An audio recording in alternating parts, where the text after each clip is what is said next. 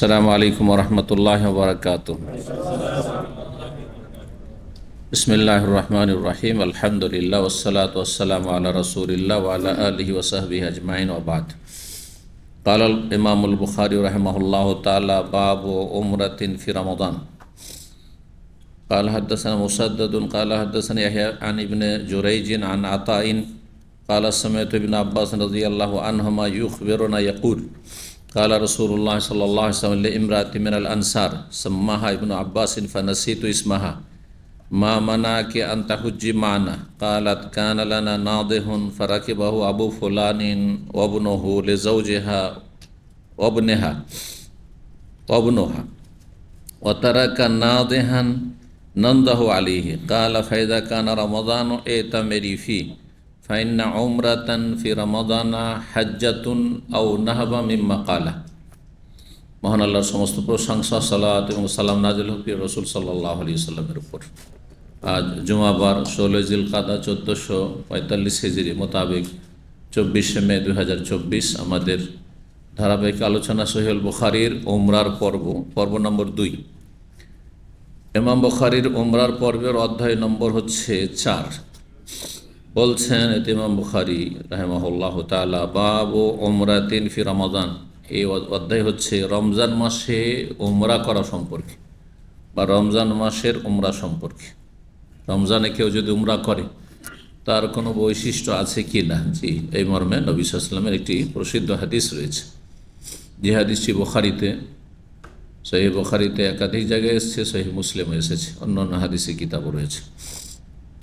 1782 নম্বর হাদিস। এখানে বলছেন এতে ইমাম আতা প্রখ্যাত তাবেঈ সামিআতু ইবনে আব্বাস রাদিয়াল্লাহু আনহু, আমি আব্দুল্লাহ বিন আব্বাস রাদিয়াল্লাহু তাআলা আনহুমাকে বলতে শুনেছি, ইউখবিরুনা ইয়াকুল, আমাদেরকে তিনি জানাতে গিয়ে বললেন বা বলেছেন, আমাদেরকে তিনি জানিয়েছেন আর এই মর্মে তিনি বলেছেন ইয়াকুল কালা রাসূলুল্লাহ সাল্লাল্লাহু আলাইহি ওয়াসাল্লাম, রাসূলুল্লাহ সাল্লাল্লাহু আলাইহি ওয়াসাল্লাম বলেছেন একবার, লিমরাতি মিনাল আনসার, জনৈক আনসারী মহিলার উদ্দেশ্যে, আনসারী মহিলার উদ্দেশ্যে।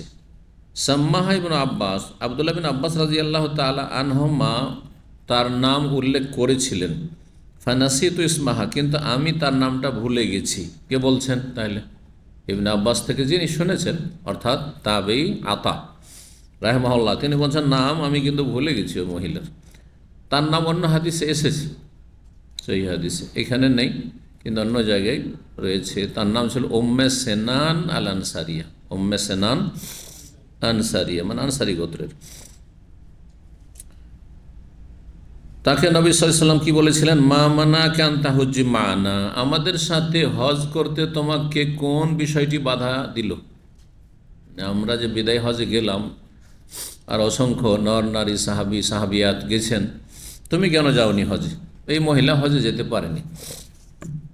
কালাত, তখন ওজর হিসাবে সেই মহিলা বললেন, কানা লানা নাদিহুন, আমাদের একটি পানি বহনকারী বা পানি সেচকারী উট ছিল।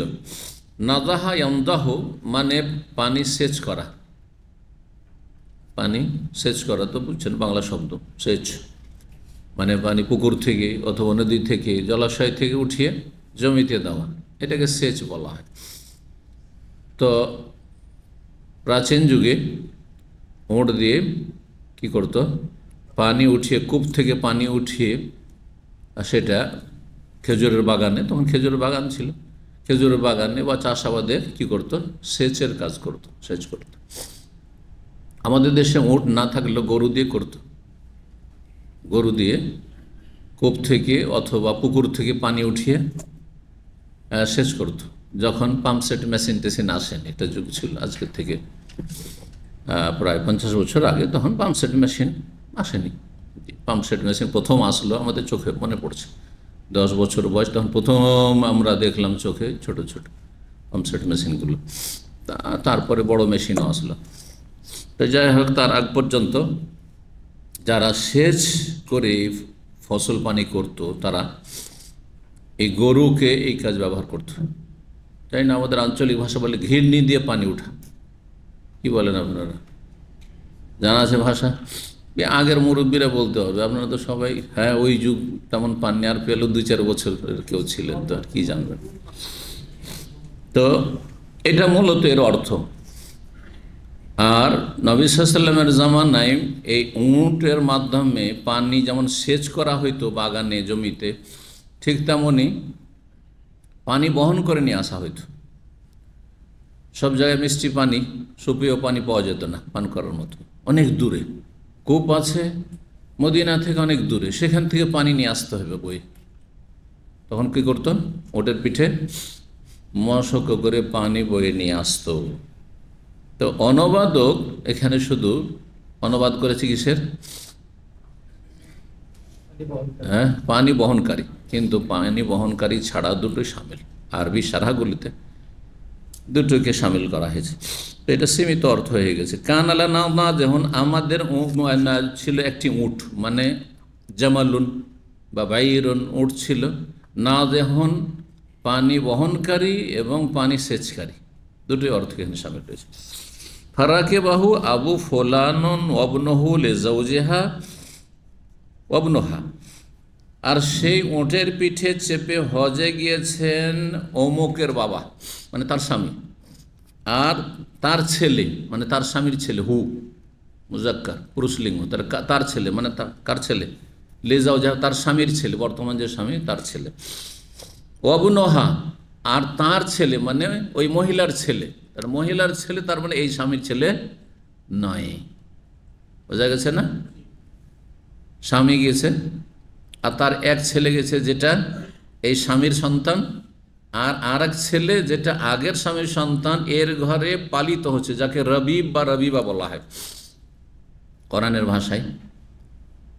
ওরাবাইবকুমুল্লাতি ফি হুজুরিকুম মিন নিসাইকুমুল্লাতি দাখালতু বিহিন্না, তোমাদের রবিবা মেয়ে, পালনকৃত তোমাদের ঘরে যে লালিত পালিত হয় সেই মেয়ে, আল্লাতি ফি হুজুরিকুম, যেটা তোমাদের কোলে বা দোলনাতে তার প্রতিপালন হয়ে থাকে, মিন নিসাইকুমুল্লাতি দাখালতু বিহিন্না, এমন স্ত্রীর যার সাথে তোমরা মিলিত হয়েছে, সহবাস হয়েছে। তাহলে এই ক্ষেত্রে আল্লাহ বলছেন যে এমন মেয়ে হারাম, তার মাকে বিয়ে করেছে আর তার সাথে সহবাস হয়েছে, ওই মেয়ের মেয়েকে বিয়ে করেছে আর তারপরে তার সাথে সহবাস হয়ে গেছে, তাহলে তখন এই মেয়েটি হারাম আগের স্বামীর। আর যদি এমনটা না হয়, ওর মাকে বিয়ে করেছে, একটা মেয়ে আছে, মেয়েটাও বিয়ে দেওয়ার মতো হয়েছে, ওর মাকে বিয়ে করেছে, তারপরে তার সাথে দেখা সাক্ষাৎ হয়নি, নির্জনতা হয়নি, সহবাস হয়নি, তালাক দিয়ে দিয়েছে বা তালাক নিয়ে নিয়েছে। এখন এই মেয়েটা যে আছে আগের ঘরের স্বামীর, এ তো স্ত্রী হয়েছিল, মানে বিবাহ বন্ধন হয়েছে, কিন্তু কি হয়নি সব। এখন যদি এই মেয়েটিকে বিয়ে করতে চায় আর তার অভিভাবক বিয়ে দেয়, তো জায়েজ কি না? আল্লাহ বলছেন জায়েজ। কিন্তু বৌমার ক্ষেত্রে আর একটা মশলা নেন, কাছাকাছি আপনার ছেলের বিয়ে দিয়েছেন একটা কার সাথে? মেয়ের সাথে, আর তারপরে আপনার ছেলে তার সাথে দেখা সাক্ষাৎ না, সহবাস না করে ছেড়ে দিচ্ছে, আপনি বিয়ে করতে পারবেন? পারবেন না। বোঝা গেছে না? বৌমা আপনার হারাম।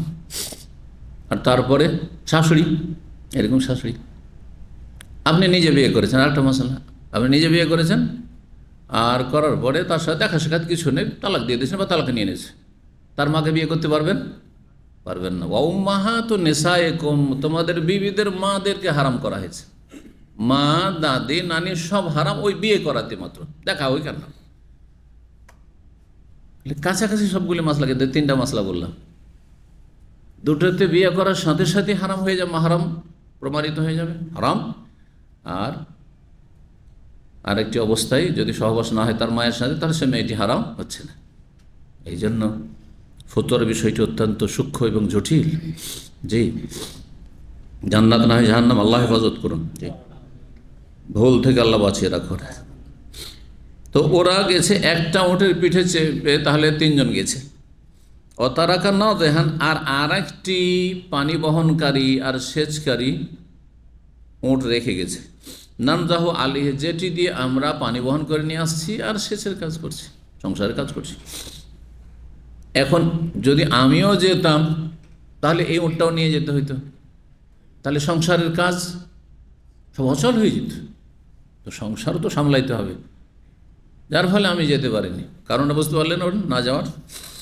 কালা, তখন নবী সাল্লাল্লাহু আলাইহি ওয়াসাল্লাম ঠিক আছে, ফাইদা কানা রমাদান, তাহলে যখন হজ করতে পারোনি তুমি, আগামীতে আবার হজের সুযোগ কখন আসে না আসে, আসলে যাও সময় পেলে অবশ্যই ফরজ যেতে পারলে, কিন্তু তোমার এই নেকি থেকে তুমি যেহেতু বঞ্চিত হয়েছো, এই নেকিটাকে কভার করার জন্য যখন রমজান আসবে এটা মেরি ফি, তাতে একটা উমরা করে নিও। কেন? ফাইন উমরাতান ফি রমাদান হাজ্জাতুন, কারণ রমজান মাসে একটি উমরা করা হজ, মানে হজের মতো। এখানে রয়েছে এইভাবে আও নাহওয়া মিম্মা কালা, অথবা এইরকমই কাছাকাছি কোনো শব্দ বলেছেন, বর্ণনাকারী সন্দেহ। উমরাতান ফি রমাদান হাজ্জাতুন বলেছেন, অথবা এর কাছাকাছি কোনো শব্দ বলেছে। কাছাকাছি শব্দ অন্য হাদিসে রয়েছে, ইন্না উমরাতান ফি রমাদান তাকজি হাজ্জাতান তাদিলু হাজ্জাতান আও কাল হাজ্জাতান, মায় আমার সাথে হজ করার মতো সওয়াব হবে, এই শব্দ বলেছে। তাহলে বিভিন্ন শব্দ, শুধু হজের সওয়াব নয়, নবী সাল্লাল্লাহু আলাইহি ওয়াসাল্লামের সাথে হজ করলে যে সব, সেই হজ হবে, এটাও একটি হাদিসে রয়েছে। এগুলো ছিল বিভিন্ন হাদিসে এই মর্মে। তাহলে রমজান মাসের ওমরার বিশেষ ফজিলত রয়েছে। তারপরে কি একটি বিষয় চিন্তা করা যে নবী সাল্লাল্লাহু আলাইহি ওয়াসাল্লাম সাহাবায়ে কেরামগণ এইরকম ভিড়ভাড় করে রমজান মাসে যেতে হবে, হ্যাঁ রমজান মাসে একটা ওমরা করেছেন? পাবেন না কোথাও পেয়েছে, একটি হাদিস, তাই না? ফজিলত পেলাম, কিন্তু সাহাবায়ে কেরাম এই ফজিলতকে কেন্দ্র করে একবার এমন ভিড় করবেন যে রমজান হজের মতো হয়ে যাচ্ছে, করেছেন? কিন্তু আজকাল মানুষরা করছে। তাহলে কিছু কিছু বিষয় এত গুরুত্বপূর্ণ নয়, কিন্তু সেটাকে অনেক গুরুত্বপূর্ণ মনে করে নিয়েছে মানুষরা আজকাল, ধর্মের বিষয়, বাস্তবটা খেয়ালই করে না। যেমন শাওয়াল মাসের 6 রোজা, যারা আরব দেশে আসেনি একেবারে রাখে না, এক শিথিলতা, কারণ হানাফি মাযহাব আবার এটা স্বীকৃত নয় কিন্তু এই শাওয়ালে 6 রোজা, যার ফলে এই ব্যাপারটা অবস্থাটা আমাদের দেশে। আর আরব দেশে দেখা যায় যে আরে এত গুরুত্বপূর্ণ যে ওকে ফরজের ওয়াজিবের কাছাকাছি করে নিয়েছে। যদি কেউ না রাখে, শাওয়ালে রোজা রাখেননি, দোষ করে দেশ, বুঝতে পেরেছেন? এরকম আশুরা, এরকম মহরম, ঠিক আছে অনেক ফজিলত আছে, রাখুন, কিন্তু কেউ যদি না রাখে বা না রাখতে পারে, তাহলে সেটা তার ভাববেন না যে তার চাইতে আমার ইমান অনেক শক্তিশালী, আমি অনেক বেশি পরেজগার, আমি অনেক বেশি অ্যাডভান্স। না, হতে পারে যে কিছু কিছু বিষয়ে আপনার চাইতে অনেক বেশি আগে আছে সে। অন্তরের পরিষ্কার পরিচ্ছন্নতায়, সালামতুল কলুব, অন্তরে কোনো হিংসা বিদ্বেষ শত্রুতা নেই না, আপনি ইবাদত বন্দেগী দাড়িতে হাত লাগান না, কিন্তু এইদিকে দেখা যাচ্ছে আখলাক চরিত্র আর ভিতর এত খারাপ, অথবা অন্য ইবাদতে ঘাটতি। হ্যাঁ, কেউ হয়তো বেশি রোজা রাখতে পারছেন নফল, কিন্তু দান সাদাকাতে আপনার চেয়ে তো অনেক আগে, আর আপনি কৃপণ, অনেকে আছেন এরকম। তো এই জন্য নফল সুন্নতের ক্ষেত্রে মোটেই বাড়াবাড়ি করবেন না, করছেন আপনি গোপনীয়তা রক্ষা করুন যথাসাধ্য, এটা সবচেয়ে ভালো।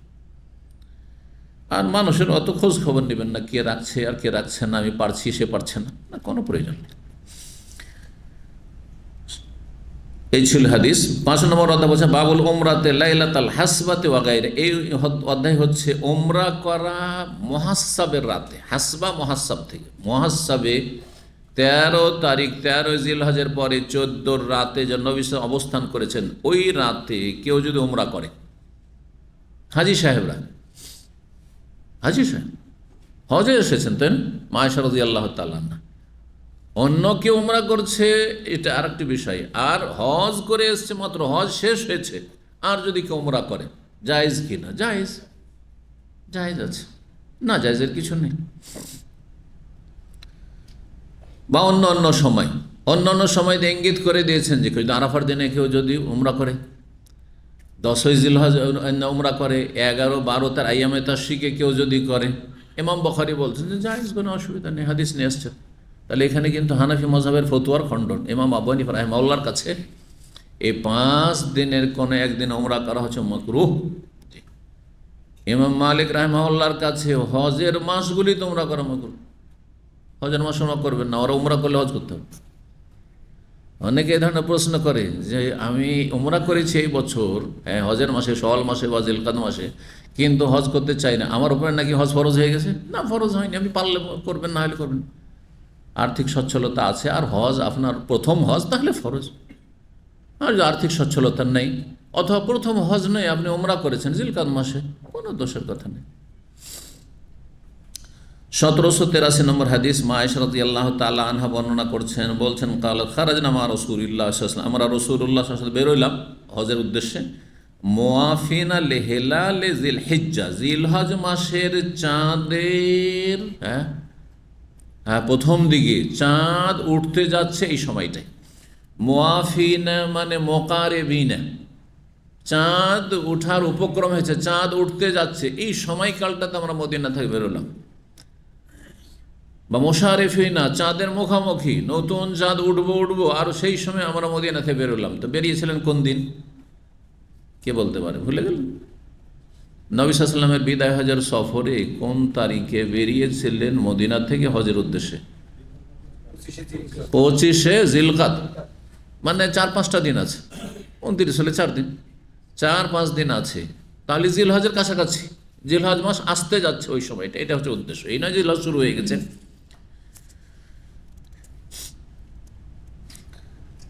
ফকাল আলানা, তারপরে নবী সাল্লাল্লাহু আলাইহি ওয়াসাল্লাম বলে, মান আহাব্বা মিনকুম আন ইউহিল্লা বিল হজ্জি ফালিয়ুহিল্লা, কেউ যদি তোমাদের তালবিয়া পাঠ করতে চায় শুধু হজের, মানে হজে ইফরাদ করবে, তাই করুক। ওমান আহাব্বা আন ইউহিল্লা বিউমরা, আর কেউ যদি উমরার তালবিয়া করতে চায় ফালিয়ুহিল্লা, সেটাই করুক। ফালিয়ুহিল্লা বিউমরা, উমরার তালবিয়া পাঠ করুক, মানে হজে তামাত্তু করুক। এটা কখন বললেন? যখন ওহী নাযিল হলো যে হজের মৌসুমে তোমরা উমরা করতে পারো, সুতরাং হজে তামাত্তু করতে পারো, হজে কিরান। তারপরে নবী সাল্লাল্লাহু আলাইহি ওয়াসাল্লাম বললেন যে আমি কিন্তু হালাল হতে পারছি না, আমাকে এর অবস্থাতেই থাকতে হবে। ফালাউলা আন্নি আহাদাইতু, আমি যদি হাদি না নিয়ে আসতাম, লা আহাল্লালতু বিউমরা, তাহলে উমরার ইহরাম বাঁধতাম, মানে উমরার নিয়তে পরিবর্তন করে নিতাম আমার হজকে, আর তারপরে আমি মাঝখানে হালাল হয়ে থাকতাম, 8 তারিখে ইহরাম বেঁধে হজ করতাম। কালাত, মা আয়েশা বলছেন, ফামিন্না মান আহাল্লা বিউমরা, আমাদের মধ্যে কেউ কেউ উমরার তালবিয়া করেছিলেন, মানে হজের তামাত্তু। ওয়ামিন্না মান আহাল্লা বিহাজ্জিন, কেউ কেউ আমাদের হজের তালবিয়া পাঠ করেছিলেন। ওয়াকুনতু মিম্মান আহাল্লা বিউমরা, আমি তাদের অন্তর্ভুক্ত ছিলাম যারা উমরার তালবিয়া পাঠ করেছিলেন, মানে হজের তামাত্তুর নিয়ত করেছিলেন, কিন্তু আগে থেকেই মাসিক এসে আছে। মক্কায় যখন আসলেন, তাহলে ওমরা যদি আলাদা করে করতে হয় তো কী করতে হবে? বাইতুল্লাহর তাওয়াফ করতে হবে। মাসিক চলে এসছে রাস্তা থেকে মক্কা ঢোকার আগে মাসিক চলে, বা মক্কা ঢুকতে যাচ্ছেন সারিফ নামক স্থানে, তখন মাসিক চলে এসছে। এই মাসিক চলতেই থাকলো। কয় তারিখে এসেছিলেন? 4 জিলহজ, 4, 5, 6, 7, 8, 4 তারিখ আসলেন। 4, 5, 6, 7, 8, 9, 6 দিন। তাহলে 6 দিন পর্যন্ত কি চলছে? মাসিক চলছে। তো আরাফার দিন চলে আসলো আর আমি ঋতুবতী আছি, মানে মাসিকে চলছে, তাহলে আর আলাদা করে ওমরা করার সময় হলো না, কারণ আরাফাতে হাজির হইতে হবে। তো এখন তো আর সময় নেই। নবী সাল্লাল্লাহু আলাইহি ওয়াসাল্লামকে বললাম, তখন বললেন যে এখন কি করো, তোমার ওমরাকে হজের মধ্যে প্রবেশ করিয়ে না, ঢুকিয়ে নাও, দুটোকে একসাথে করে দাও, তার মানে হজে কারণ করে নাও। ফাশাকাউতু ইলান নবী সাল্লাল্লাহু আলাইহি ওয়াসাল্লাম, আমি নবী সাল্লাল্লাহু আলাইহি ওয়াসাল্লামের কাছে অভিযোগ করলাম যে এমনটা হয়ে গেল, তো করবো কি? আরাফার দিন চলে আসলো। ফাকাল, বল উরফজি উমরাতাকে, তোমার যে পৃথক উমরা সেটাকে ছেড়ে দাও, মানে আলাদা উমরা ছেড়ে দাও। এর মানে না যে উমরা বাদ দাও, উমরা আলাদা করে বাদ দাও। রাফাজা ইয়ারফুজু মানে হচ্ছে ছেড়ে দেওয়া, ছুঁড়ে ফেলা। এটা এখান থেকেই শিয়াদেরকে রাফেজা বলা হয়। শিয়াদের কি বলা হয়? রাফেজা। তারা কোরআন সুন্নাহকে ছুঁড়ে ফেলে দিয়েছে, সাহাবায়ে কেরামদের ভালোবাসাকে ছুঁড়ে ফেলে দিয়েছে, খোলাফায়ে রাশেদিন আবু বকর, ওমর, ওসমানের খেলাফত তারা ছুঁড়ে ফেলেছে। জি, আলী রাদিয়াল্লাহু তাআলা আনহুর সঠিক যে আদর্শ সেটাকে ছুঁড়ে ফেলেছে। আলী রাদিয়াল্লাহু তাআলা আনহু, আবু বকর, ওমর, ওসমান সবার সাথে তার আন্তরিক মহব্বত ছিল। আর আলীর দোহাই দেয়, হাসান হোসেনের দোহাই দেয়, আর সাহাবায়ে কেরামদের সাথে চরম শত্রুতা। ইহুদি নাসারা এত শত্রুতা নেই। জি,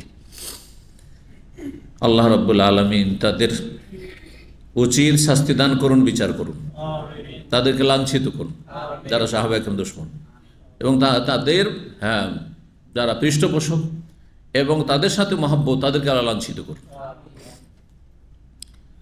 তুমি তোমার উমরা ছেড়ে দাও, ওয়ান কজিউ রাসাকে, আর তোমার মাথার বেনি খুলে নাও, অমতা সেতি, আর তুমি চুল আঁচড়িয়ে নাও, ও আহিল্লি বিল হাজ্জে, আর এখন হজের তালবিয়া শুরু করে দাও। মানে এখন হজের সময় চলে এসেছে যেহেতু, তো এখন হজে প্রবেশ করো। আর শুধু হজ মানে হজে ইফরাদ নয়, হজে কেরান, ওর সাথে উমরা সামিল।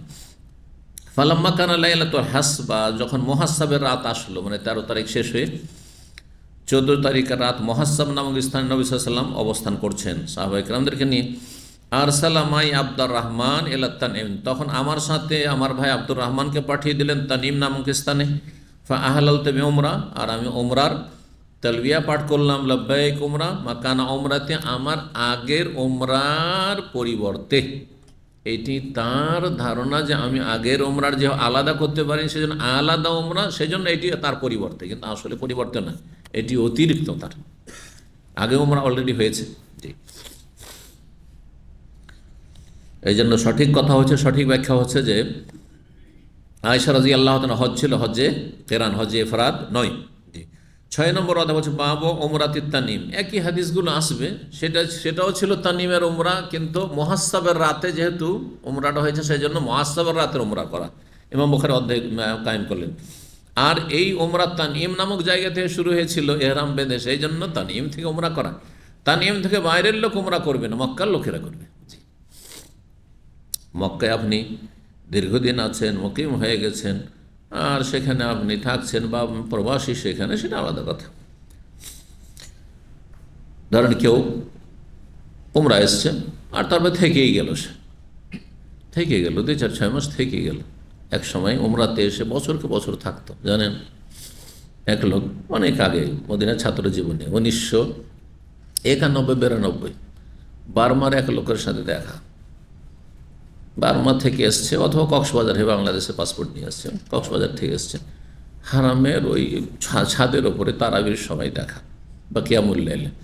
তো সালাম দোয়া করে, যেহেতু বাংলা ভাষী গল্প হইল, কোথায় আছেন? মক্কায় থেকে। কত বছর ধরে? 12 বছর ধরে আছি। তো কি একামাই? বলছেন না, উমরাতে।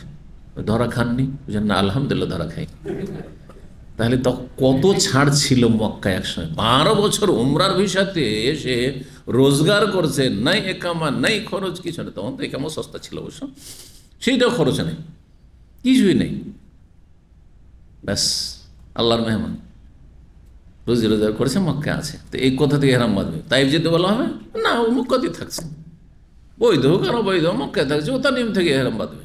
বুঝা গেছে? তো তানিমের উমরাহ 1784 নম্বর হাদিস বর্ণনা করছেন আব্দুর রহমান ইবনে আবি বকর আখবরাহু, জানিয়েছেন আমর ইবনে আওস তাবেঈকে। এই যে আবু বকর সিদ্দিক রাদিয়াল্লাহু তাআলার ছেলে আব্দুর রহমান, বর্ণনাকারী হাদিস। আন্নান্নাস আমারাহু, নবী সাল্লাল্লাহু আলাইহি ওয়াসাল্লাম তাকে নির্দেশ দিন। এতক্ষণ যত হাদিস এসেছে তানিমের উমরার, সবগুলি মা আয়েশা বর্ণনা করছেন, তাই না? কিন্তু এই হাদিসটি তার ভাই আব্দুর রহমান নিজে বর্ণনা করছেন। বলছেন আমাকে নবী সাল্লাল্লাহু আলাইহি ওয়াসাল্লাম নির্দেশ দিলেন, বা তাকে নির্দেশ দিলেন, এই কথা বলছেন তিনি, আইয়ুরদেফা আয়েশা, তা যে আয়েশাকে উটের পিঠে পেছনে উঠিয়ে না। রদিফ মানে পিছনে ওঠা, উটের পিঠে উঠিয়ে নাও। ওয়াইয়ুমিরহা মিনাত তানঈম, এবং তাকে উমরা করিয়ে নিয়ে আসো তানঈম নামক স্থান থেকে। উটের পিঠে যদি মাহরামের সাথে বসতে পারেন, মানে ভাইয়ের সাথে বসতে পারেন, তো আজকালকার হোন্ডার যুগে, মোটরসাইকেলের যুগে, মোটরসাইকেলে ধরেন ভাই বোন যাচ্ছে, হ্যাঁ সাবালিকা বোন, হ্যাঁ সাবালক ভাই, জায়েজ না? না জায়েজ নয়, জায়েজ। মোটরসাইকেল চাপ হলে গায়ে গা লাগবে, কোনো অসুবিধা নেই, যদি কোথাও ফিতনার আশঙ্কা না থাকে। কিন্তু বদ প্রকৃতির মাহরাম যদি হয়, বাপ হইলেও সতর্ক থাকতে হবে, মাসলা জেনে রাখতে হবে। তাহলে আপনাকে জানতে হবে, একজন মহিলাকেও জানতে হবে, একজন পুরুষকেও জানতে হবে যে কোনখানে ফিতনার আশঙ্কা আছে। অনেক বাপ অসৎ, অনেক শ্বশুর অসৎ, শ্বশুরের নজর খারাপ, ভোর দিকেও খারাপ নজরে দেখছে হয়তো, আব্বাব তাহলে তার সাথে সফর করা যায় না, তার সাথে নির্জনতা জায়েজ না, তার সাথে কোনো হোটেলে গিয়ে বিদেশে গেছে থেকে যাবে, সেটাও জায়েজ না। হ্যাঁ, একই বাড়িতে কেউ নেই, শ্বশুর আছে আর সে বউ আছে, সেটাও থাকা জায়েজ না, যদি ফিতনার আশঙ্কা থাকে। কিন্তু ফিতনার আশঙ্কা যদি না থাকে, তাহলে জায়েজ মাহরাম। মাহরাম যেমন বাপের সাথে, আপন মায়ের পেটের ভাইয়ের সাথে সফর করতে পারেন, সৎ ভাইয়ের সাথে, কোথাও বই মাতৃয় বই পিতৃয়, হ্যাঁ, তারপরে বোনের ছেলে, ভাইয়ের ছেলে, হ্যাঁ, ভাগিনা ভাতিজা, তাদের সাথে সফর করতে পারে। কিন্তু দেখতে হবে যে ফিতনার আশঙ্কা তো নেই, বদচরিত্র, লম্পট ভাতিজা, লম্পট, তাহলে অবশ্যই সফর করবে তার সাথে। ভাগিনা কিন্তু লম্পট, জি, মোটেই না, তার সফর করবে না। এই বিষয়গুলি জানতে হবে। জি, এই ছিল হাদিস। 1785 নম্বর হাদিস। হাদিস বর্ণনা করেছেন আতা মক্কি তাবেই, হাদ্দাসানি জাবের ইবনে আব্দুল্লাহ, জাবের বিন আব্দুল্লাহ রাদিয়াল্লাহু তাআলা আনহু, তিনি হাদিস বয়ান করেছেন আমাকে, আন্নান নবী আহাল্লা ওয়া আসহাবু বিল হজ্জি। জাবের বিন আব্দুল্লাহ সবচেয়ে লম্বা দীর্ঘ হাদিস বর্ণনা করেছেন বিদায় হজ সম্পর্কে, সহিহ মুসলিম এটা রয়েছে। জি, শুরু থেকে একবারে শেষ পর্যন্ত অধিকাংশ বিষয়গুলি বর্ণনা করেছেন তিনি। তো জাবের বিন আব্দুল্লাহর সেই হাদিসেরই একটা অংশ বিশেষ এখানে বলছেন, আমাকে জাবের আব্দুল্লাহ শুনিয়েছেন আন্নান নবী আহাল্লা ওয়া আসহাবু বিল হজ্জি, নবী সাল্লাল্লাহু আলাইহি ওয়াসাল্লাম এবং তার সাথী সঙ্গীগণ তালবিয়া পাঠ করলেন হজের, মানে হজের লব্বাইক পড়লেন, লব্বাইক হজ্জান। শুরুতে ওয়ালাইসা মা আহাদিন মিনহুম হাদি গায়রান নবী সাল্লাল্লাহু আলাইহি ওয়াসাল্লাম, নবী সাল্লাল্লাহু আলাইহি ওয়াসাল্লাম ছাড়া আর কারো কাছে কোরবানি পশু ছিল না, তার জানা মতে ছিল না, হতে পারে কারণ এটাও হতে পারে, আবার নাও থাকতে পারে। এই জন্য নবী সাল্লাল্লাহু আলাইহি ওয়াসাল্লাম সবাইকে বলেছিলেন মক্কা আসার পরে যে তোমরা সব কি হয়ে যাও, হালাল হয়ে যাও। তো আপনি যে হালাল হন না, এই জন্য দ্বিধাগ্রস্ত, অনেকে হালাল হইতে চায় না। তখন তিনি বলে আমার সাথে যে হাদি, লাউলা মাই আল হাদি, যদি হাদি না থাকতো হালাল তো হালাল হয়ে যেতাম আমি, আর আমি ওলা জানতাম ওমরা করে ফেলতাম আমি। ও তালহাতু, আর একজন ছিলেন সাহাবী তালহা বিন ওবাইদুল্লাহ, আশরা মুবাশশারার অন্যতম। জি, তার কাছে হাদিস ছিল। ওয়াকানা আলিউন কাদিয়াম ইয়ামান, আলী রাদিয়াল্লাহু ইয়ামান থেকে এসেছেন, আবু মুসা আশআরিও ইয়ামান থেকে এসেছেন। এর আগে কিন্তু আবু মুসার হাদিসও গেছে, দুইবার করে গেছে, আর আলীরও হাদিস গেছে কয়েকবার করে। কিন্তু আলী রাদিয়াল্লাহু আমি ইয়ামান থেকে যখন আসলেন, ওয়ামাহুল হাদিউ, তার সাথে কি ছিল, কোরবানির পশু ছিল। আর তিনি এহরাম বেঁধেছেন কীরকম, হ্যাঁ, শর্ত সাপেক্ষ, যে আমার এহরাম হচ্ছে রাসূলুল্লাহ সাল্লাল্লাহু আলাইহি ওয়াসাল্লামের এহরামের মতো। তিনি যেই এহরাম বেঁধেছেন, তিনি যদি হজে তামাত্তু, আমি হজে তামাত্তু, তিনি হজে কেরান, আমি হজে কেরান, তিনি হজে ইফরাদ, আমি হজে ইফরাদ। আর আবু মুসা আশআরি ওই কাজই করেছিলেন, কারণ দুজনই ইয়ামান থেকে আসছেন। কিন্তু পার্থক্য হচ্ছে দুজনে, যে আবু মুসা আশআরির কাছে কোরবানি পশু ছিল না, আর আলীর কাছে কোরবানি পশু ছিল। যেন আলীকে বললেন তাহলে তুমি আমার সাথে সেম সেম হজে কেরান করো, হালাল হতে পারবে না তুমি। আর আবু মুসা আশআরি বললেন যে ইয়া রাসূল, আমি তো নিয়ত করেছি যে আপনার মতো, আমি আপনার মতো ঠিক আছে, কিন্তু তোমার কাছে কোরবানি পশু নেই, আর হজে কেরানের সাথে হজে তামাত্তু, তো সুতরাং তুমি হালাল হও। ওকে দিলেন হালাল করে। বলছেন যে আলী রাদিয়াল্লাহু ইয়ামান থেকে এসেছিলেন, তার সাথে হাদির পশু ছিল। আর তিনি বলেন আহালাল তু বিমা আহাল্লা বিহি রাসূলুল্লাহ সাল্লাল্লাহু আলাইহি ওয়াসাল্লাম, যে তালবিয়া পাঠ করে ওই তালবিয়া আমিও পাঠ করলাম।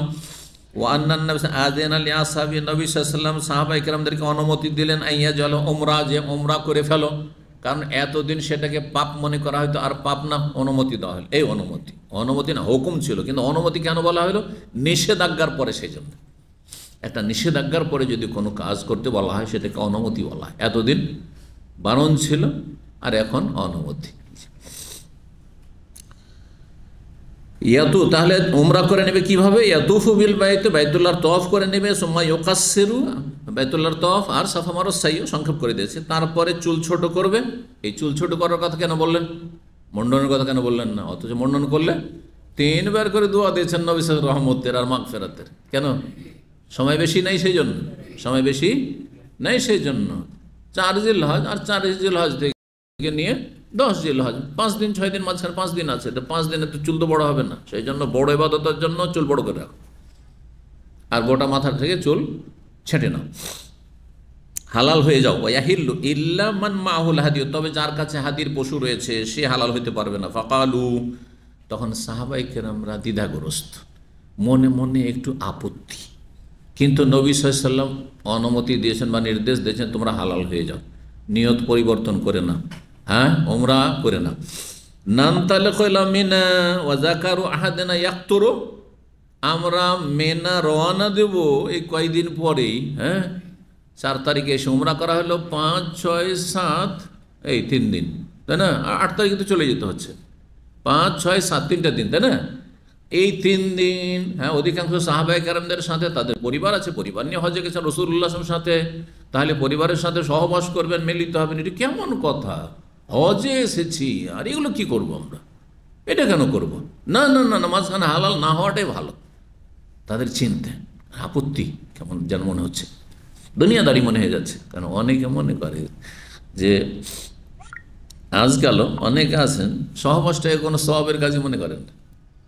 পরিবার সাথে আছে, হ্যাঁ, বা ছুটি যাচ্ছি, এটা নেকি, এটা অনেকে মনে করেন না।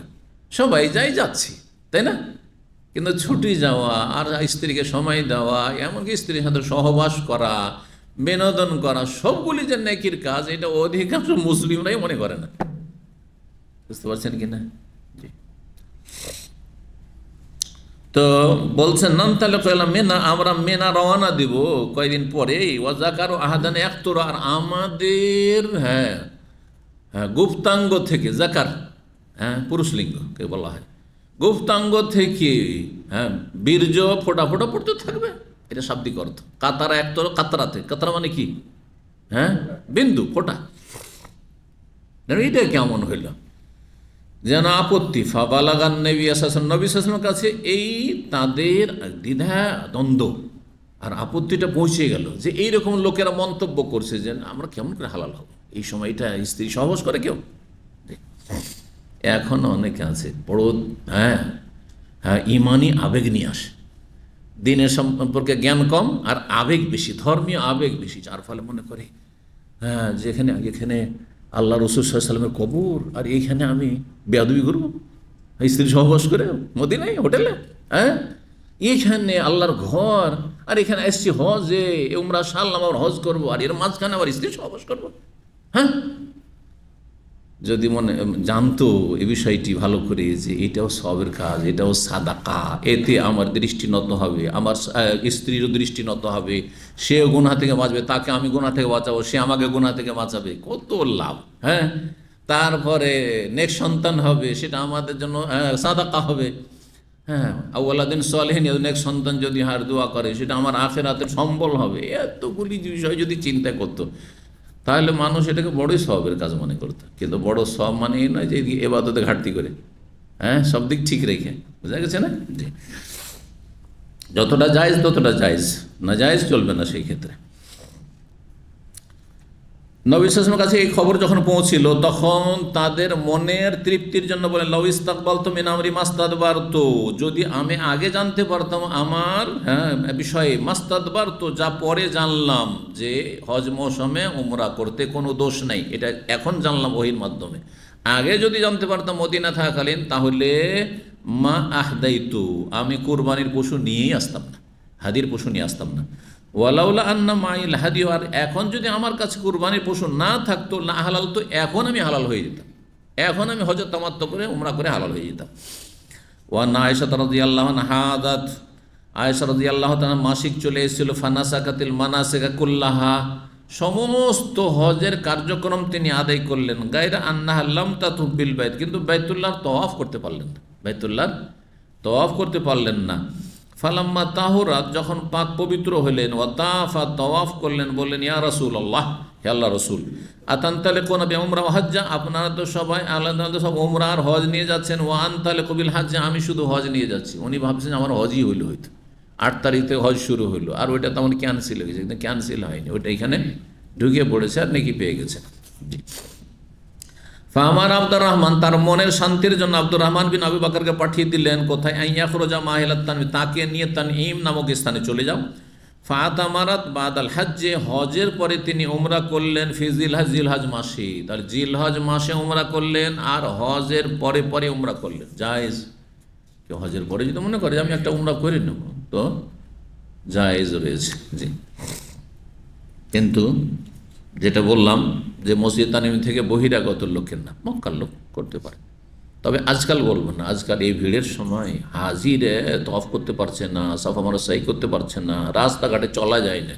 আর যদি মক্কার লোক তানঈম থেকে উমরা করা শুরু করে, হ্যাঁ 12-13 তারিখে, 14 তারিখে, তাহলে এটা মুমিন মুসলিম হাজি সাহেবদেরকে কষ্ট দেওয়া হবে। ওয়ান্ন সুরাকা বিন মালিক বিন জৌসুম, এই সুরাকা বিন মালিক বিন জৌসুম, ইনি কে ছিলেন জানেন? ইনি বিশিষ্ট সাহাবি পরে, কিন্তু কত বড় রাসূলুল্লাহ সাল্লাল্লাহু আলাইহি ওয়াসাল্লাম একসময় দুশমন ছিলেন জানা আছে সিরাতুন নবীতে, হিজরতের ঘটনায়। 100 উটের পুরস্কার যখন মক্কার কাফেররা ছেড়েছিল, সবাই সব চিরুনি তল্লাশি করছে যে কোথায় পাওয়া যায়, মোহাম্মদকে জীবিত এনে দিতে পারে অথবা মৃত তাকে যদি এনে দিতে পারে, তার মাথাটা কেটে নিয়ে এসে দিতে পারে, তাহলে 100 উটের পুরস্কার। এই লোভ কি আর সামলাতে পারে? তন্ন তন্ন করে খুঁজছে কিন্তু পাচ্ছে না। সোরাখ মালিক নবী সাল্লাল্লাহু আলাইহি ওয়াসাল্লাম 3 দিন পরে যে বেরিয়েছেন, সেই সমুদ্র এলাকা দিয়ে যাচ্ছেন, ওই দিক থেকে ওই রাস্তা, যে রাস্তা সাধারণত মানুষ চলে না মক্কা থেকে মদিনা যাওয়ার জন্য, সেই রাস্তাও খুঁজতে চলে গেছে। কি জানি দেখি এদিকে যদি পেয়ে যায়, আর পেয়েও গেছে। আর ঘোড়া নিয়ে তাড়া দিয়েছে, নবী সাল্লাল্লাহু আলাইহি ওয়াসাল্লাম উটের পিঠে, আর ঘোড়া দিয়ে তাড়া দিয়েছে, তো স্বাভাবিক ধরে নেবে। কাছে চলে আসছে কয়েকবার করে, বারবার করে, 1 বার 2 বার 3 বার করে হোঁচট, তৃতীয়বার হোঁচট খেয়েছে তো সেই মানে গর্ত হয়ে গেছে, হ্যাঁ, ঘোড়ার পায়ের তলায় যেখানে পায়ে ধাপ পড়েছে, আর সেখান থেকে যেন ধোঁয়া উঠছে, আগুন আছে, ভয় পেয়ে গেছে। তারপর সে ভুল স্বীকার করে সেখান থেকে তওবা করে ফিরে আসছে যে আমি ওয়াদা করছি আর আপনার পেছনে ধাওয়া করে আসবো না। জি। তো নবী সাল্লাল্লাহু আলাইহি ওয়াসাল্লাম ইসলামের দাওয়াত দিয়েছিলেন, তখনও কবুল করেন, বলছেন না ইসলাম কবুল করবেন না, তবে এতটা বলছি, হ্যাঁ, যে আপনার সম্পর্কে কাউকে বলবো না যে অমুক রাস্তা দিয়ে যাচ্ছে, ওই দিকে আছে, বলবো না, এদিক থেকে নিরাপদ। কাফেররা যে আপনার কাফের হইলেও আরবদের একটা ভালো গুণ ছিল, ভালো গুণ, যে তাদের মধ্যে মুনাফিকি ছিল না, গাদ্দারি ছিল না, মির্জাফরি ছিল না। বলে দিলে এক কথা বলে দিয়েছে, দুশ্মনকে বলে দিয়ে হ্যাঁ তো হ্যাঁ, না তো না। এটা কিন্তু এখন পর্যন্ত কিছুটা আছে, হ্যাঁ আছে না? যদি বলে দেয় ফি, তাহলে ফি, আজ মাফি বলে দেয়, যতই হাত পাতানে মাফি করা মুশকিল খুব, কথা বুঝছেন না? যাদের ওদের সাথে লেনদেনের অভিজ্ঞতা আছে তারা ভালো করে বুঝে বিষয়টা। জি। তো এর ভালো দিক আছে, এটা ভালো যে অন্তত কি করবেন না, মানুষের সাথে গাদ্দারি করবেন, মুনাফি করবেন না। আবার খারাপ দিকও আছে, অনেক সময় সিদ্ধান্ত পরিবর্তন করতে হয়। যদি দেখা যায় আমার সিদ্ধান্ত ভুল, তাহলে সিদ্ধান্ত অবশ্যই পরিবর্তন করা উচিত। এটা সবসময় কিন্তু উপকারী নয় আবার এরকম হওয়াটা, এরকম প্রকৃতির হওয়া। তো যাই হোক, হাদিস কি বলছিলাম, এই সুরাক বিন মালিক বিন জৌসুম লাকিয়ান নবী সাল্লাল্লাহু আলাইহি ওয়াসাল্লাম বিল আকাবা, আকাবা নামক স্থানে নবী সাল্লাল্লাহু আলাইহি ওয়াসাল্লামের সাথে সাক্ষাৎ করলেন। ওই যে জামরায়ে কুবরা, পাথর মারার পরে যে আকাবার, যে ওয়াহুয়া ইয়ারমিহা, বড় জামরায়ে আকাবা। আর সেই সময় নবী সাল্লাল্লাহু আলাইহি ওয়াসাল্লাম জামরায়ে পাথর মারছিলেন। ফাকালা, বললেন কে? এই সুরাকা জিজ্ঞেস করছেন মাসলা, আলাকুম হাজি খাসাতান ইয়া রাসূলুল্লাহ, এটি কি শুধু আপনাদের জন্য, এই বছরের জন্য খাস? হ্যাঁ, যে মিকাত থেকে এহরাম বেঁধে আসলাম কিসের? হজের, আর সেটাকে মক্কা এসে কাজ শুরু করার আগে, তওয়াফ শুরু করার আগে কিসে বদলে দিলাম? হ্যাঁ, ওমরার নিয়তে বদলে দিলাম। এটি কি এই বছরের জন্য আর আপনাদের জন্য খাস, না কিয়ামত পর্যন্ত এই মাসলা চলবে, জায়েজ হবে? মানে এখনও কেউ প্রথম এখান থেকে তায়েফ থেকে এহরাম বাঁধলো অথবা মদিনাতে এহরাম বাঁধলো, আর মনে করলো যে হ্যাঁ এই করবো, আমি হজে কি করব? কেরান করব। হজে কেরানের চাইতে তামাত্তু উত্তম। ওলামারা বলছেন যে ওপর থেকে নিচে নামবে না, মানে উত্তম থেকে অনুত্তমে নামবে না, এটা করা উচিত। তো কিন্তু পরিস্থিতি যদি বাধ্য করে নামতে পারে, ধরেন আর সময় নেই, এমন ভিড়ে ফেসে গেছেন যে আরাফার দিনটাই চলে যাচ্ছে, এখন যদি উমরা করতে যান তা আরাফা শেষ, তাহলে তখন আপনি ওপর থেকেও নিচে নেমে আসতে পারবেন, মানে তামাত্তুকে আপনি নিয়ত পরিবর্তন করে কিসে নিয়ে আসতে পারবেন? কেরানে আসতে পারবেন। কারণ আয়েশা রাদিয়াল্লাহু তাআলা আনহার সাথে এমনটা হইল। তো কিয়ামত পর্যন্ত এটা চলবেন না, এই বছরের জন্য আপনাদের জন্য শুধু এই মাসলা। কাল আল্লাহ, নবী সাল্লাল্লাহু আলাইহি ওয়াসাল্লাম বলেন না না না, আমাদের জন্য খাস নয়, বাল্লিল আবাদ, বরং সর্বদার জন্য, সর্বদার জন্য। আপনি হজ্জে কেরানে নিয়ত করেছেন, অথবা আমার একটু অভাব আছে, কোরবানিও দেব না আর হজে তামাত্তু কেরান কোনোটাই করব না, কি করব? হজে এফরাদ করব। আর তারপরে মক্কা গিয়ে তওয়াফ শুরু করার আগে ভাবলেন যে এইরকম আমি শুধু একটা হজ নিয়ে যাব, হ্যাঁ কি করি আমি, হ্যাঁ ওমরার নিয়তে পরিবর্তন করে নিয়ে আমি হালাল হয়ে যেতাম, অত্য করে নিই, জায়েজ আছে কিয়ামত পর্যন্ত, ডিলাবাদ সর্বদার জন্য। 7 নম্বর অধ্যায় হচ্ছে বাবুল এতেমারে বাদাল হাজ্জে বেগারে হাদিন। এই অধ্যায় হচ্ছে হজের পরে ওমরা করা বিনা হাদিতে। হাদি জবাই করলেন না বা আপনার কোনো ক্ষতিপূরণ দিতে হবে না, যে আপনি কোনো ভুল কাজ করে দিলেন সেই জন্য আপনাকে দম দিতে হবে, এমনটাও না। হাদি মানে এমনি হাদিও নয়, আর কোনো দম দিতে হবে না যদি হজ মৌসুমে কেউ ওমরা করে। এই কথা বলতে চাইছে ইমাম বুখারী রাহিমাহুল্লাহ। হজের পরে ওমরা করা দলিল ওই মায়েশারি হাদিস। হজ শেষ হয়েছে তারপরে ওমরা করার অনুমতি দিলেন। জি। 1776 নম্বর হাদিস বর্ণনা করেছেন আয়েশা রাদিয়াল্লাহু তাআলা আনহা, বলছেন কালাত খারাজনা মা রাসূলিল্লাহ সাল্লাল্লাহু আলাইহি ওয়াসাল্লাম মুআফিনা লিহিলাল জিলহিজ্জা। আগে হাদিসটি, আমরা বের হইলাম মদিনা থেকে রাসূলুল্লাহ সাল্লাল্লাহু আলাইহি ওয়াসাল্লামের সাথে জিলহজ মাসের চাঁদ উঠতে যাচ্ছে এই সময়কালে, অর্থাৎ উঠে কয়েকদিনের মধ্যে উঠে যাবে। ফাকাল রাসূলুল্লাহ, তারপর রাসূল বললেন মান আহাব্বা ইউহিল্লা বিউমরাতিন ফালিউহিল্লা, কেউ যদি উমরা তালবিয়া পড়তে চায় সেই করুক। মান আহাব্বা ইউহিল্লা বিহাজ্জাতিন, কেউ হজের তালবিয়া পাঠ করতে চায় মানে হজে ইফরাদ তাও করুক। ওয়ালাউলা আন্নি আহাদাইতু, আমি যদি হাদি না নিয়ে আসতাম লা আহলাল তো উমরা, তাহলে আমি উমরা করে হালাল হয়ে যেতাম। লা আহলাল তো হবে এখানে, লা আহলাল তো হাদি মানে আমি উমরার তালবিয়া পাঠ করতাম। ফামিনহুম মান আহল্লা বি উমরা ওয়া মিনহুম মান আহল্লা বিহাজ্জ ওয়া কুনতু মিম্মান আহল্লা বি উমরা। মা এসে বলছেন আমি ওদের অন্তর্ভুক্ত ছিলাম যারা শুধু উমরার তালবিয়া পাঠ করেন, মানে হজের তামাত্তুন নিয়ত করেছেন। ওয়া মিনহুম মান আহল্লা বিহাজ্জ, কেউ হজের। ওয়া কুনতু মিম্মান আহল্লা বি উমরা ফাহিজ্তু ক্বাবলা আন আদখুলা মক্কা, মক্কায় প্রবেশের আগেই মাসিক চলে এসেছিল। মক্কা প্রবেশের আগে সারেফ নামক স্থানে, যেটা আজকাল প্রথম মহল্লা মদিনার দিক থেকে ঢুকলে, এখন মক্কার সাথে সামিল হয়ে গেছে, কিন্তু মক্কা থেকে অনেক দূরে ছিল, আজকে থেকে 2-4-5 বছর আগেও। নাওয়ারিয়া মহল্লা, জি, জুমুমের পরে পরে। তো বলছেন যে মক্কা প্রবেশের আগে আমার মাসিক চলে আসলো। ফাহাদরা কান ইয়মা আরাফা, আরাফার দিনও আমাকে পেয়ে গেল। ওয়ানা হায়জ ঋতু অবস্থায়, মাসিক অবস্থায় আরাফার দিন চলে আসলো, সুতরাং আর ওমরা করা সম্ভব হলো না। ফাশাকাউ তেলা রাসূলিল্লাহ রাসূলুল্লাহ সাল্লাল্লাহু আলাইহি ওয়াসাল্লাম, আমি অভিযোগ করলাম। ফাকালা দায়ী ওমরা তাকে, ওখানে উরফজি ছেড়ে দাও আর এখানে দায়ী ছেড়ে দাও, একই অর্থ। ওয়ান কদি রাসাকে, মাথার চুলের বেনি খুলে নাও। অমতা সেটি চিরুনি করে নাও। ওয়াহিল্লি বিল হাজ, আর হজের তালবিয়া পাঠ করো। ফাল তো তাই করলাম। ফালাম্মা কানাত লাইলাতুল হাসবা, যখন মুহাসসাবের রাত আসলো, 14 তারিখের রাত। আর সালামাই আব্দুর রহমান ইলা তানিম, আমার সাথে আব্দুর রহমান আমার ভাইকে তানিমে পাঠালেন। ফারদা ফাহা, মা আয়েশাকে তিনি পিছনে বসে নিয়ে গেলেন। আহাল্লাত বে উমরা, উমরার তালবিয়া পাঠ করলেন। মাকান উমরাতিহা, তার যে আগের উমরা আলাদা করে হয়নি তার পরিবর্তে। ফাকাজাল্লাহু হাজ্জাহা উমরাতা, আল্লাহ তার হজও পূরণ করলেন এবং উমরাও পূরণ করলেন, আর মনের আশাও পূরণ হলো যে আলাদা করে আমিও উমরা করতে পারলাম। ওয়ালাম ইয়াকুন ফি শাইইন মিন যালিকা হাদিয়ুন, আর এর কোনো কিছুতে তাকে হাদিও দিতে হয়নি। ওয়ালা সাদাকা, কোনো সাদাকাও করতে হয়নি যে তিনি ভুল করেছেন। ওয়ালা সব, রোজাও রাখতে হয়নি, কোনো ফিদিয়ে দিতে হয়নি। যে হজ মৌসুমে যে উমরা করলেন কেন, তো হজ মৌসুমে কেউ যদি উমরা করে তাতে কোনো রকমের হাদি বা ফিদিয়া লাগবে না। 8 নম্বর অধ্যায় হচ্ছে বাবু আজরিল উমরাতে আলা কাদরিন নাসাবে। অধ্যায় হচ্ছে এই মর্মে যে উমরার নেকি হবে মানুষের মেহনত পরিশ্রম কষ্ট অনুযায়ী। যার যেমন মেহনত পরিশ্রম, যার যেমন কষ্ট, যার যেমন কষ্ট খরচ, তার তেমন নেকি।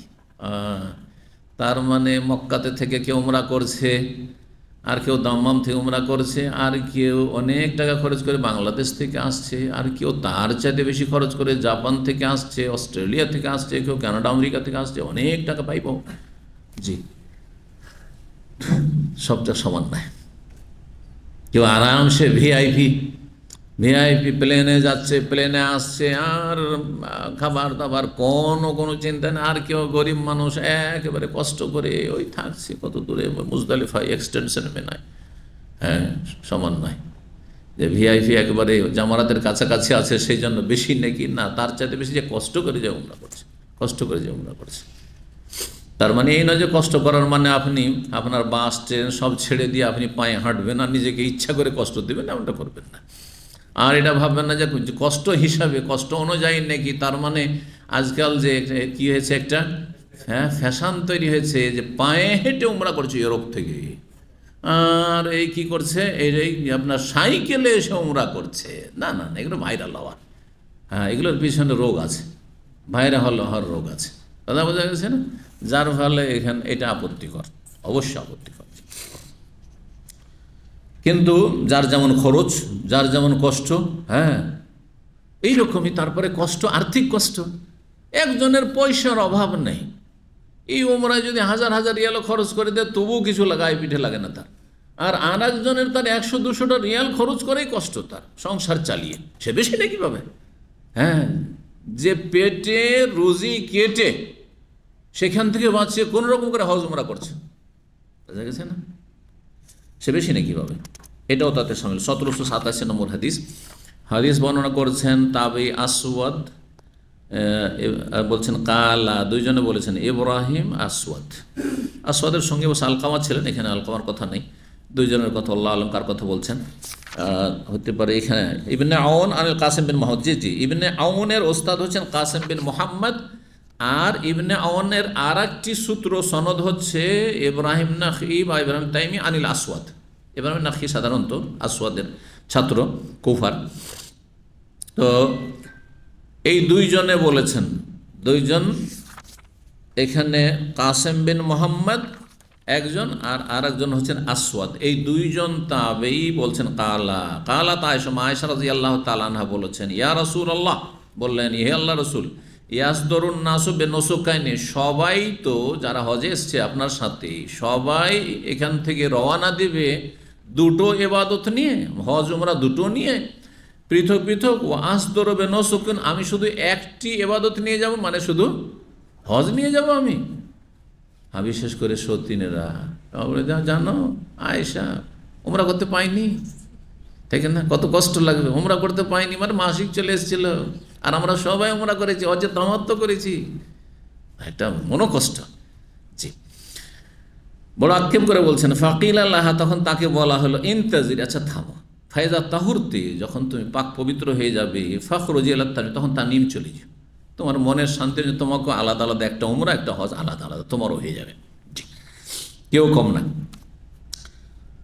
তানিম চলে যাবে, ফা আহিল্লি, সেখান থেকে তালবিয়া পাঠ করবে ওমরার। সুম্মা আতিয়া বে মাকানি কাজা, তারপরে তোমরা দুই ভাই বোন অমুক জায়গায় আমার সাথে এসে দেখা করবে, মানে মুহাসসাবে দেখা করবে, এসে মুহাসসাবে দেখা করবে এসে।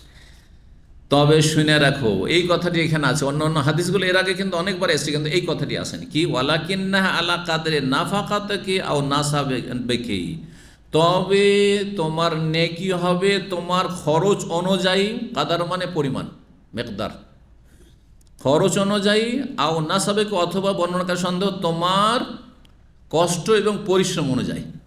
কে কতটা পরিশ্রম করেছে, কে কতটা পরিশ্রম করেছে, কে কতটা খরচ করেছে, সে অনুযায়ী নেকি হবে। সুতরাং যারা মদিনা থেকে এসে উমরা করেছে হজে তামাত্তুর, তার এত দূর থেকে এহরাম 430 কিলোমিটার এহরাম অবস্থায় থেকেছে, আর তারপরে এসে উমরা করেছে। আর তুমি এখানে তানিমে গেলে 5 কিলোমিটার, ওখান থেকে এহরাম বেঁধে চলে আসলে, আর 1 ঘন্টা 2 ঘন্টার মধ্যে উমরা করে নিলে, দুটোতে পার্থক্য আছে, দুটোতে পার্থক্য আছে। এই কথা বলেছেন রাসূলুল্লাহ সাল্লাল্লাহু আলাইহি ওয়াসাল্লাম।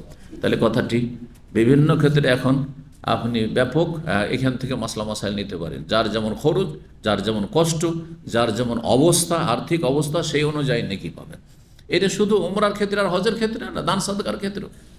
একজন লোকের 1000 বেতন, তার মধ্যেও প্রতি মাসে 100 রিয়াল করে দান সাদকা করে, আর একজনের 5000 বেতন, সে 200 রিয়াল দান করে। 200 রিয়াল তো বেশি নাকি পাবে নাকি? 5000-এ 200, আর এ হচ্ছে 1000-এ 100, তাহলে 5000-এ তার কত হয়ে যায়?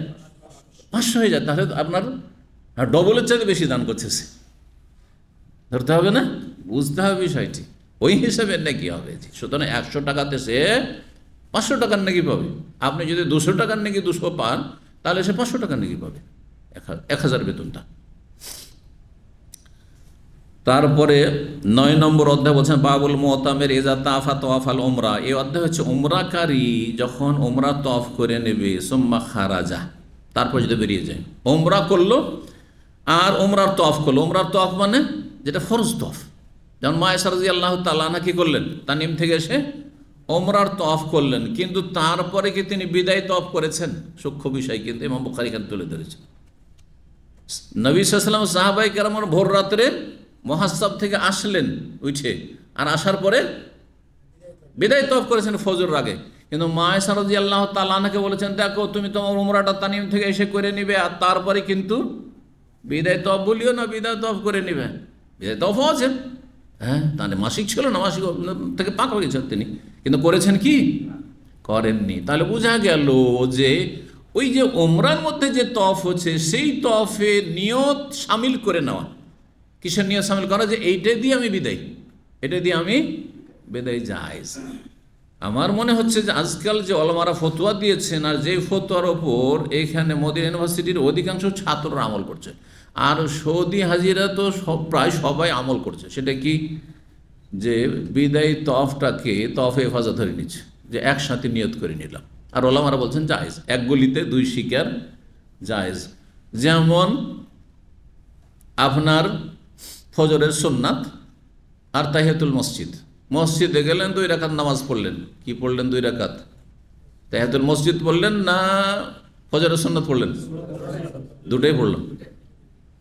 এক গলিতে 2 শিকার। বরং যদি নিয়াত করেন যে আল্লাহ এটা তাহিয়াতুল উজু আমার, উজু এক্ষুনি উজু করে এলাম, তাহিয়াতুল উজু আমার, তাহিয়াতুল মসজিদ আমার, আর ফজরের সুন্নাত, 3টে আদায় হয়ে গেল।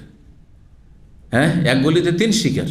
প্রবাদে তো এক গলি 2 শিকার আছে, কিন্তু এক গলিতে 3 শিকার হয়ে গেল। বোঝা গেছে না? ঠিক ওই রকমই এখানেও, কিন্তু এখানে ওই যে ওমরার আয়েশা রাদিয়াল্লাহু ওমরার যে তওয়াফ, সেটা দিয়ে যখন কাজ হয়েছে, তাহলে কেউ যদি 10 তারিখে তওয়াফ না করে, ভিড় ভাড় আছে, সুতরাং আমি তওয়াফ করলাম না। বিশেষ করে ফ্যামিলি থাকলে, যারা যুবক মানুষ, তারা এত সস্তা হজ না করে উচিত। আমার এতে কিন্তু মনের তৃপ্তি হয় না। যদি আমি একা থাকি, আমার সাথে পরিবার না থাকে, অথবা কচিকাচা বাচ্চারা না থাকে, কোনো বৃদ্ধ মানুষ না থাকে, বাপ মা না থাকে, তাহলে এমনটা না করে ভালো, ইজতিহাদি ফতোয়ার আমল। তো যাই হোক, এই হাদিস থেকে, এই ঘটনা থেকে তাহলে এই মাসলা আজকালকার নেওয়া হয়েছে যে 10 তারিখে, 11 তারিখে, 12 তারিখে আপনি তওয়াফে হেফাজা করলেন না, আর 13 তারিখে বা 12 তারিখের বিকেলবেলা যখন আসলেন, তখন এক গলিতে 2 শিকার নিয়ত করলেন যে এটা আমার তওয়াফে হেফাজাও, আর তার সাথে তওয়াফে বেদাও। কিন্তু এখানে একটা মাসলা মনে রাখতে হবে, যদি কেউ নিয়ত করে যে এটা আমার বিদায় তওয়াফ, আর ওতেই থাকলো আমার হেফাজা, তাহলে 1 নম্বরে বিদায় তওয়াফ ওয়াজিব। হ্যাঁ, ছোটোর মধ্যে বড় ঢুকে না, কিন্তু বড়োর মধ্যে ছোট ছোট ঢুকে। বুঝতে পেরেছেন? ছোটোর মধ্যে বড় ঢুকে না, কিন্তু বড়োর মধ্যে ছোট। বড় বড় ধরেন ওই যে আজকাল ইগুলো আছে না, হ্যাঁ, পটগুলো আছে, ওর মধ্যে কয়েকটা পট ঢোকা থাকছে। বড় ব্রিফ কেসের মধ্যে ছোট 3-4টে ব্রিফ কেস দোকানপাটে যান ঢুকে থাকছে, কিন্তু ছোটোর মধ্যে বড় ঢুকতে পারবে? তাহলে বড়টা কি হজের ক্ষেত্রে? বড় তওয়াফ হচ্ছে তওয়াফে হেফাজা, 10 তারিখের তওয়াফ, আর তার মধ্যে আপনি ছোটোটাকে ঢুকাবেন, ওয়াজিবটাকে ঢুকাবেন, মানে বিদায় তওয়াফটাকে ঢুকাবেন। তাহলে মূল নিয়ত করতে হবে কি, যে আমি 12 তারিখ বা 13 তারিখেই করছি আমি, কিন্তু এটি কি তওয়াফে হেফাজা, তওয়াফে হেফাজা, কিন্তু এইটা দিয়ে আমি বিদায় সারবো, এটা দিয়ে আমি বিদায় সারবো, এটা চলবে। কিন্তু যদি মনে করেন যে আমার এটা বিদায়ী তওয়াফ, আর এইটা দিয়ে আমি হেফাজা সারবো, তো 2 নম্বরে সেটাকে রাখলেন, হবে না, হবে না। তাহলে আপনাকে মূল নিয়ত করতে হবে, যেই তওয়াফ ছাড়া হজ হয় না সেটি তওয়াফে হেফাজা। জি, তো 1788 নম্বর হাদিস, এই হাদিসের সাথে ইনশাআল্লাহ তাআলা আমরা শেষ করবো। আয়েশা রাদিয়াল্লাহু তাআলা বলছেন, আর হাদিস কিন্তু এর আগে বারবার করে এসেছে, সামান্য কিছু শব্দের পার্থক্য যেখানে আছে সেটার অর্থ করব। বলছেন, খারাজনা মুহিল্লিনা বিল হাজ্জে ফি আশহুরিল হজ, আমরা হজের তালবিয়া পড়ে বের হইলাম মদিনা থেকে হজের মাসে, জিলকাদ মাসে বেরিয়েছেন। ওয়া হরমিল হাজ্জে, এবং হজের সম্মানিত বা মর্যাদাপূর্ণ সময়গুলিতে। ফানাজালনা বেসারিফ, তারপরে সারিফ নামক স্থানে আমরা অবতরণ করলাম, যে সারিফ জায়গাটি বললাম মক্কা ঢুকার আগে। ফাকাল নবী সাল্লাল্লাহু তখন বললেন সাহাবায়ে কেরামদেরকে, মাল্লাম ইয়াকুন মাহু হাদিন, কারো সাথে যদি কোরবানি পশু না থাকে। এখানে তাহলে এই হাদিসে অতিরিক্ত জানতে পারলাম যে এই ওহিটা কখন নাজেল হয়েছিল, যে হজ মৌসুমে উমরা করা চলবে। জাহেলি যুগে যে এটাকে আফজারুল ফুজুর, পাপের কাজ মনে করে, তো এটা কুসংস্কার, ভুল। এটা কোথায় নাজেল হয়েছিল? এই সারিফ নামক স্থানে, নওয়ারিয়া, জি, মক্কার প্রথম মহল্লা, যে মদিনা দিক থেকে যেতে। এখানে মাইমুনা রাদিয়াল্লাহু তাআলা আনহার কবর আছে, এখানে মাইমুনা রাদিয়াল্লাহু তাআলার সাথে বিয়ে হয়েছিল, তার ইন্তেকাল হয়েছিল। জি, তো ফাকালান নবী সাল্লাল্লাহু বলেন সাহাবায়ে কেরামদেরকে, যার কারোর কাছে যদি হাদি না থাকে আর সে যদি পছন্দ করে যে উমরা করে নেবে, তাহলে উমরা করে নেবে, মানে উমরার নিয়তে পরিবর্তন করুক। ওমান কানো মাহু হাদিউ, কারোর সাথে যদি কোরবানি পশু থাকে তাহলে হালাল হতে পারবে না, হালাল হতে পারবে না। ওয়াকানা মান নবী সাল্লাল্লাহু আলাইহি রিজালুম মিন আসহাবি, নবী সাল্লাল্লাহু আলাইহি সাল্লাম এবং তার সাথে কয়েকজন সাহাবী, এখানে রিজালুন বেশ কিছু সাহাবী, আর আগের হাদিসে ছিল শুধু তালহা। তাহলে জাবের রাদিয়াল্লাহু তাআলা যখন বর্ণনা করেছেন, তিনি হয়তো শুধু তাল্লাহ সম্পর্কে জানছিলেন যে তিনি শুধু কোরবানি নিয়ে গেছেন, কিন্তু মা আয়েশা জানছেন যে আর বেশ কিছু সাহাবী। বোঝা গেছে না? জি, অতিরিক্ত তার কাছে এই সম্পর্কে নলেজ ছিল। জওই কুওয়াতিন, তারা শক্তিশালী ছিল, তাদের সাথে কোরবানি পশু ছিল। ফালাম তাকুল্লাহু উমরা, তাদের উমরা আলাদা করে হয়নি। ফাদাখালা আলান নবী আলাইয়ান নবী, নবী সাল্লাল্লাহু আমার কাছে আসলেন। মা আয়েশা নিজের তাঁবুতে আছেন, নবী সাল্লাল্লাহু আলাইহি ওয়াসাল্লাম সেই সময় আসলেন। ওয়ান আবকি, তখন আমি কান্না করছি। ফাকালা মা ইউবকিকে, তুমি কান্না কেন করছো, বা তোমাকে কি বিষয়ে কান্না করাচ্ছে, কি কারণে তুমি কান্না করছো? কুলতো, তখন আমি বললাম, সামিআতুকা তাকুলু লিআসহাবিকা, আপনি আপনার সাথী সঙ্গীদেরকে বলছেন, মা কুলতা, যা কিছু বলছেন যে তোমরা উমরা করে হালাল হয়েছে, মানে হজ্জের তামাত্তু করো। আমি তো করতে পারছি না, কারণ আমি তো তওয়াফ করতে পারবো না, আমি তো মাসিক অবস্থায় আছি। ফামুনিয়াতুল উমরা, কিন্তু আমি তো বাধাগ্রস্ত হয়েছি উমরা করায় বাধাগ্রস্ত হয়েছি। এসিটা বন্ধ করে দিন। তাকুলু, হ্যাঁ বলছেন, মা ফামুনিয়াতুল উমরা, উমরাতে বাধাগ্রস্ত হয়েছে। কালা মা শানুকে, ব্যাপার কি যে উমরা করতে পারবে না মানে? তাহলে তিনি ভাষাটা জেলে বলছেন উমরা করতে পারবো না। যেমন আজকাল আমাদের দেশের মহিলারা মাসিক অবস্থায় থাকলে নামাজ পড়তে পাবো না, বলে না ভদ্র মাসে বলে না যে মাসিক হয়ে গেছে। হ্যাঁ, সবার সাথে মাসিক কথাটি বলে একটু লজ্জাকর বিষয়, তাই না? কি করতে পাবো না? হ্যাঁ, এইরকমই স্ত্রী সহবাস হয়েছে না বলে গোসল ফরজ হয়ে আছে, স্বপ্নদোষ হয়েছে না বলে বলেন যে গোসল ফরজ হয়েছে। দুটো কথায় পার্থক্য, একটা কথা বেশি ভদ্র আর একটা চাইতে, তাই না? তো অমাশানকে ব্যাপার কি? কুল, তো আমি তখন বললাম, ও সাল্লি, আমি সালাত পড়তে পাবো না, নামাজ পড়তে পাবো না, তাহলে তো আমি তওয়াফ করতে পাবো না। দেখেন, কালা ফালা ইয়াদুররুকা, কোনো ক্ষতি নেই, আনতে মিন বানাতে আদম, তুমি আদমের মেয়েদের অন্তর্ভুক্ত। আর আদমের মেয়েদের উপর আল্লাহ চূড়ান্ত ফায়সালা করে লিখনিতে লিখেছেন যে সাবালিকা হইলে প্রতি মাসে মাসিক হবেই। কোতেবা আলাইকে মা কোতেবা আলাইহিন না, অন্য আদমের মেয়েদের উপর যা কিছু বিধিবদ্ধ করা হয়েছে, যে তাদের প্রাকৃতিক নিয়ম হচ্ছে যে প্রতি মাসে মাসিক হওয়া, কয়েকদিন নাপাক থাকা, তোমারও সেই অবস্থায়। ফাকুনি ফি হাজ্জা থেকে, সুতরাং তুমি তোমার হজে অবস্থান করো আর হজের নিয়তে থাকো। আসাল্লাহু আইয়ার জোকা কেহা, হতে পারে আল্লাহ তোমাকে একটা উমরাও দিয়ে দিবেন পরে। মানে নবী সাল্লাল্লাহু আলাইহি ওয়াসাল্লাম তার মনের শান্তির জন্য আশ্বস্ত করলেন যে তুমি পরে উমরা করে নিতে পারো, হতে পারে যে আল্লাহ একটা উমরা সুযোগ দিয়ে দেবেন। তারপর কালাত মা আয়েশা বলছে, ফাকুনতু, তাই এই অবস্থায় থাকলাম, হাত্তা নাফারনা মিন মিনা, আর মেনা থেকে আমরা রওনা দিলাম 13 তারিখে বিকালবেলা চলে আসলাম। ফানাজালনাল মুহাসসাব, আর মুহাসসাবে আমরা অবতরণ করলাম। ফাদা আব্দুর রহমান, আর আব্দুর রহমান আমার ভাইকে ডাকলেন নবী সাল্লাল্লাহু আলাইহি ওয়াসাল্লাম, আর বললেন, ও খুরুজ বে উখতিকিল হারাম, তুমি তোমার বোনকে নিয়ে হারামে চলে যাও, আর ফালতুহিল্লা বি উমরা, একটি উমরা করিন। হারামে চলে যাও মানে একেবারে সংক্ষেপ করে দেওয়া হয়েছে এই হাদিসে। সরাসরি হারামে যাবে না, তানিম যেতে বললেন, তানিম যাও, তানিম থেকে এসে হারামে এসে বাইতুল্লাহ তওয়াফ করা, সব আমরা সাই করো, এতখানি কথা এখানে আছে। তো বলছেন যে উমরা করে নিক একটি, সুম্মা ফরোগা, কিন্তু এ কথা বললেন না যে তুমিও একটা উমরা করে নিও যখন তার সাথে যাচ্ছে, বলেছেন? যদি এটা বলতেন তাহলে আজকাল তানিমের উমরা করা বাইরের হাজিদের জন্য বা উমরাকারীদের জন্য, বা এক সফরে কয়েকটা উমরা করা, তাহলে শরীয়ত সম্মত হইত।